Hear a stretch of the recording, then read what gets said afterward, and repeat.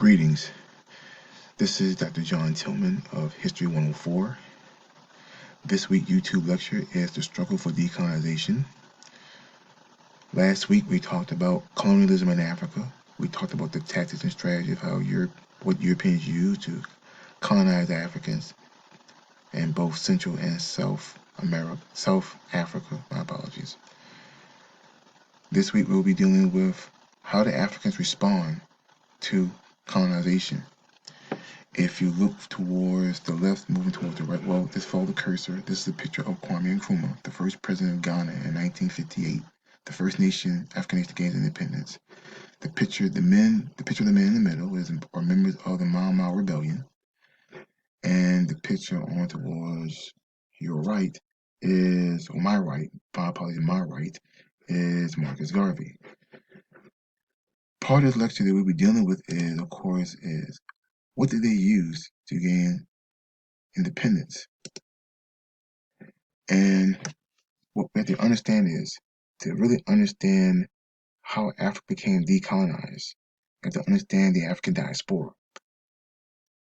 We'll try to engage in the idea called Pan-Africanism. And Pan-Africanism comes from people from outside of the continent of Africa. It comes from outside in Jamaica, in African America, in the Caribbean, in South America. This is where the term Pan-African comes from. Now, what is Pan-Africanism? Pan-Africanism really is the unification of people of African descent to challenge oppression. What we'll understand here for Pan-Africanism is that it starts off as an idea and it expands as a movement, and is formed by people within the African diaspora itself. It's not formed by people within the African continent. This right here is a picture of William Blyden. Edward Blyden, my apologies.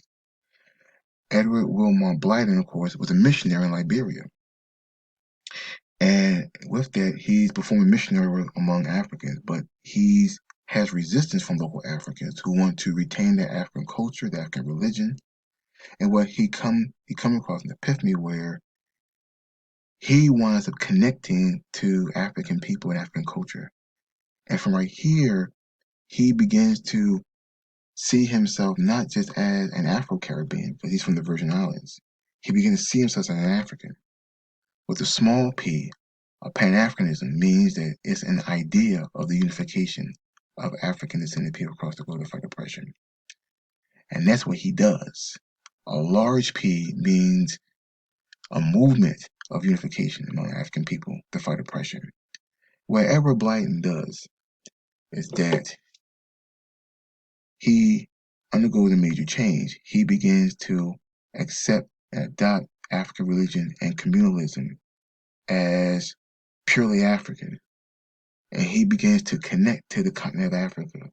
And what his writings begin to say is that people in the African continent, people in the African diaspora, in the Americas, in the Caribbean, Latin America, have to reconnect to the continent of Africa, both as spiritually, psychologically, and philosophy. It's not just about going back to Africa. It's about reconnecting to Africa and its culture. And you begin to see that with other Pan-African leaders in the future. Now, by reconnecting back to Africa, it also means a certain set of politics. Again, this idea of a Pan-Africanism, of unifying together, will be created in what's called the Pan-African Congress. The Pan-African Congress first started in 1900 in London, and part of the people who put it together was H. Sylvester Williams, Black leader from Trinidad and Tobago, and another leader called W.E.B. Du Bois, who was African American. There are other leaders who are involved, such as C.R.L. James and George Padmore, who are also from Trinidad and Tobago, who are very important, but for the sake of time, it's in 15 minutes, I had to get it out.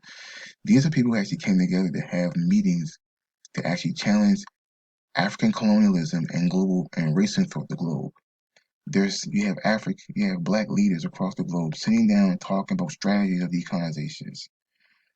They're talking about anti-lynching movement. They're talking about how to end race wars in the United States, how to stop the white minority of dominating the land and the resources in the continent of Africa. Right? Again, again, these are people who have different social historical experiences, but they're moving across those. They're trying to form this idea of what it meant to be Pan-African, this idea of fighting global oppression.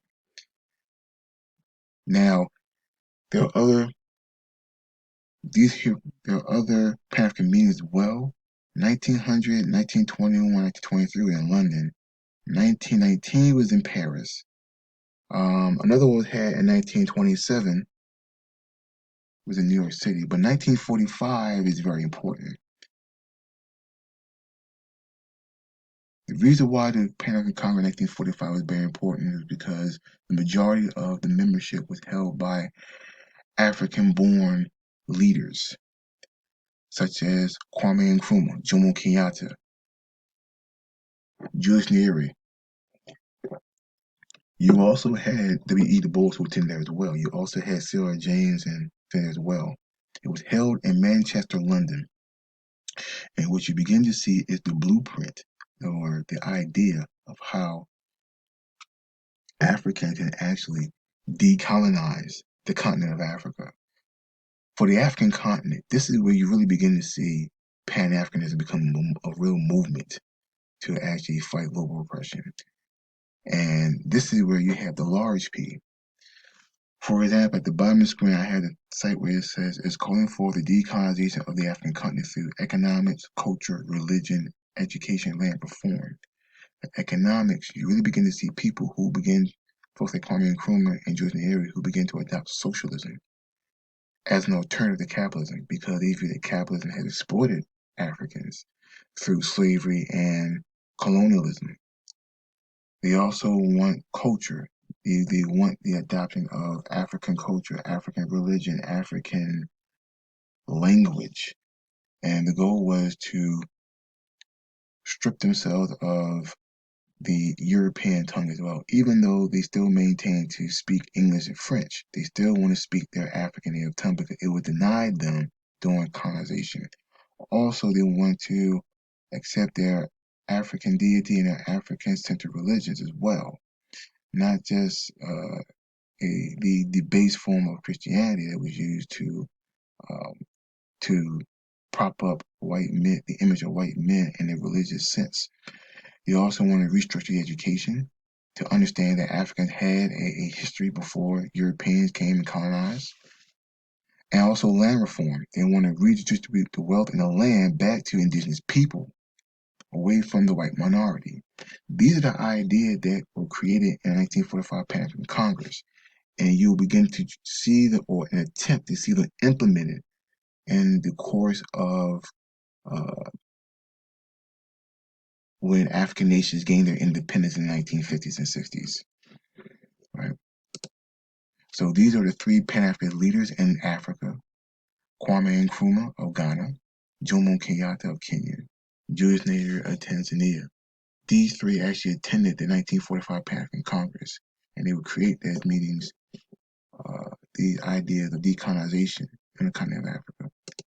To understand, however, the idea of decolonization, part of it has to include violence. Part of it has to include engaging in revolutionary wars or anti-colonial wars against Portugal, against British, particularly Portugal.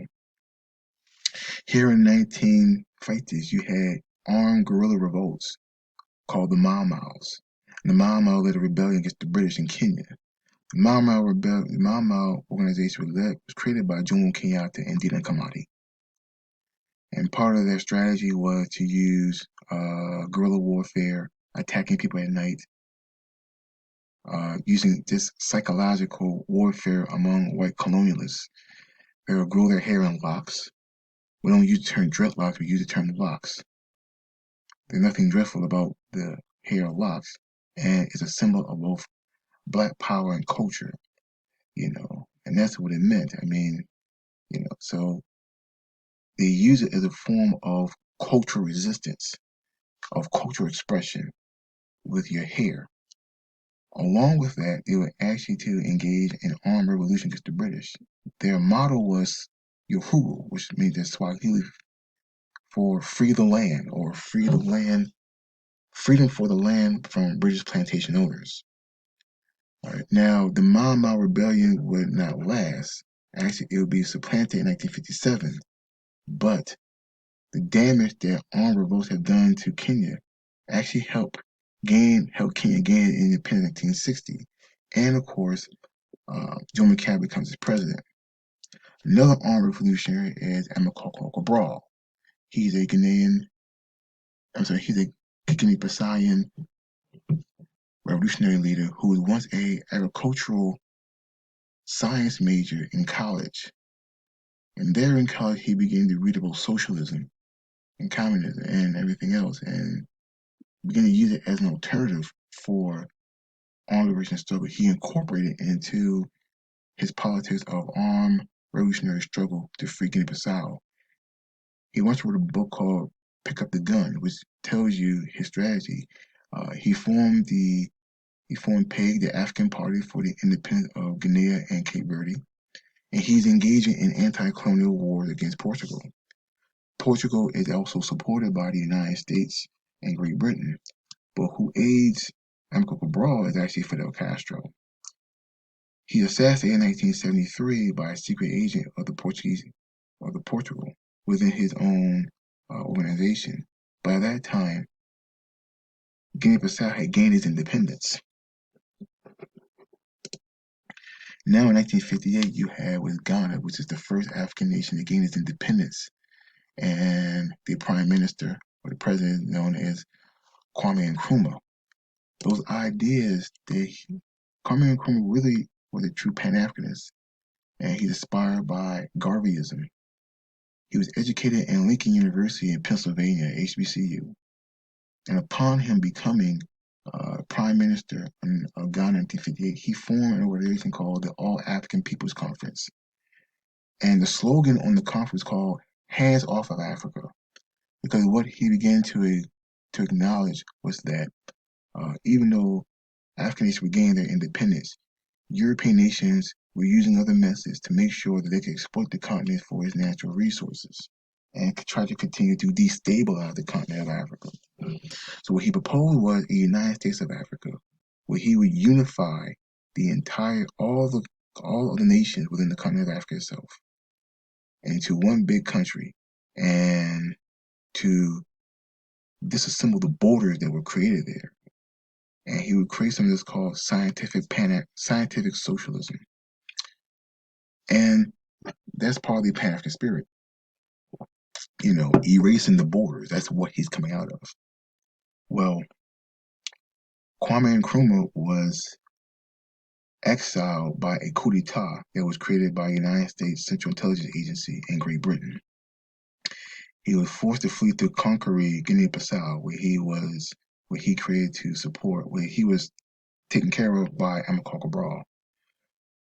Kwame Nkrumah, of course, would have supported all of anti-colonial war secretly while he was engaging in negotiations with Great Britain and the United States. When you put together a United States of Africa and you want to engage in scientific socialism as an alternative to capitalism, it kind of draws ire from the West. And this is what you begin to see here in terms of the attempt to destabilize the continent of Africa. One thing where you really begin to see these ideas, Kwame Nkrumah's ideas put together, is in the Organization of African Unity, found in 1963 in Addis Ababa, Ethiopia. And here you have the Haile Selassie and many African leaders who are now coming together, and they're now proposing to the world and to the West a united continent of Africa under scientific socialism and the recognition of human rights and welfare of African people. And what it meant was that this is very similar to Marcus Garvey's Declaration of African People for the World. They want the West to recognize that the African continent should be free, and should be free of exploitation, and that you should actually deal with us on an equal playing basis. This is the last slide, and this lecture is almost over.